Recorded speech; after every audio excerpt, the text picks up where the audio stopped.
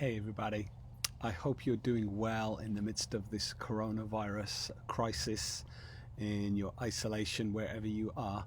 I'm actually on the back deck of my house, and so you may hear some noises from our neighborhood, cars and lawnmowers and dogs and what have you.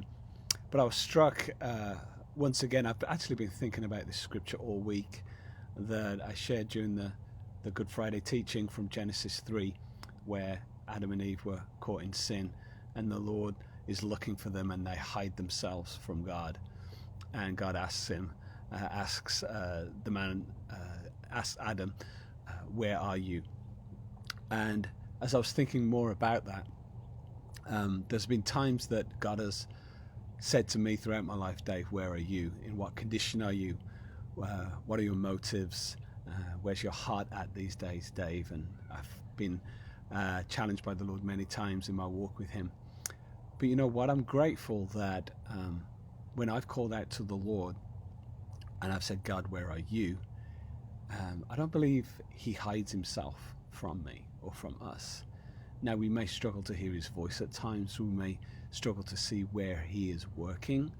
But if it's true that he never leaves us nor forsakes us, and we say that almost a little bit glibly as Christians sometimes, if that is true, then he is right in the midst of every situation with us, whether we feel him, sense him, hear him, see him, or not.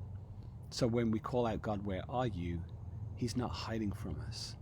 But maybe if we would just slow down, and maybe what this is kind of all about is about God grabbing our attention and causing us all to slow down a little bit, to hear his voice, spend more time in prayer and seeking him in silence. If we just slow down and say, God, where are you? Maybe he would speak to us. Maybe he would show himself. I believe he's right in the middle of this crisis with each and every one of us in every situation that we're dealing with. So wherever you're at, maybe you're an introvert and you're enjoying this time. If you're an extrovert, you're almost definitely not enjoying this time. But whatever condition, situation, whatever mood, wherever your family's at, God is in the midst of it all. He really is. He promises that, and I believe it with all my heart. So look for him in these days. Silence your mind, quiet your heart, and listen for the voice of God. I believe he's always speaking. We're not really necessarily always listening. And as we reach out and say, God, where are you? He really isn't hiding at all from us. He just wants us to seek him earnestly, listen for his voice, because he speaks when we ask him to speak and when we listen for his voice. I hope you have a great day.